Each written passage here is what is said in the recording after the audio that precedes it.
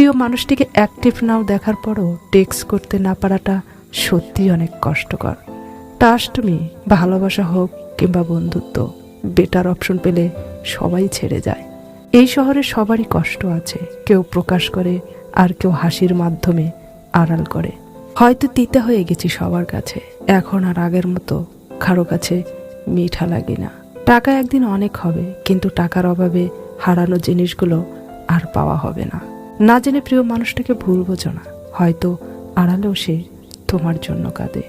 অপেক্ষা করাটা যে কত কষ্টের তা শুধু সেই জানে যে কারো জন্য অপেক্ষা করে।